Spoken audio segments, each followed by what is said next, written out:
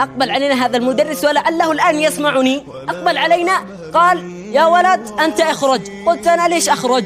قال: لأنك لم تتعلم الحياة العسكرية للنبي صلى الله عليه وعلى آله وصحبه وسلم، أنت لم تتعلم، لذلك لست مؤهلا للجهاد. قلت له: أنت مدرسي وأنا كنت طالبا لك، فقل لي وما هي الحياة العسكرية للنبي صلى الله عليه وعلى آله وصحبه وسلم؟ فسكت. فقلت له: أنا درستها وهي 5، هل تريد أن تسمع أم أخرج؟ قال لي: أتحداك أن تقول أنها. قلت له: أولها النصيحة. قال لي: كيف النصيحة؟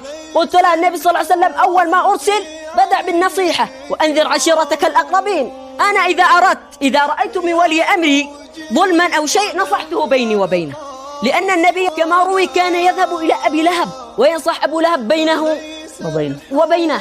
فالحياة الثانية للنبي صلى الله عليه وسلم التي استغلها صلى الله عليه وعلى آله وصحبه وسلم كانت نقطة الحشد، بأن عرف كيف يحشد المسلمين واحدا تلو الآخر ولا يثيرن الفتنة. لماذا؟ لأنه كان صلى الله عليه وسلم على حق، لو كان على باطل كما هؤلاء اليوم لفعل نفس ما فعلوا، يثيرون الفتن ثم يخرجون الناس حشود، يعني يخرجونها لأجل ماذا؟ لأجل أن يقتلوا، لأجل أن يأخذوا أموال الناس، لأجل أن يسرقوا. وما أمر صلى الله عليه وسلم بالجهاد إلا لمعرفة الحلال والحرام، فكان الحلال بين والحرام بين كما هو اليوم. فإنه صلى الله عليه وسلم بين عدم الخروج على ولي أمر المسلمين. فاتقوا الله، نحن لا نريد أن نتقصم أمثالهم، نريد أن نمشي على نهجين: كتاب الله، سنته صلى الله عليه وعلى آله وسلم.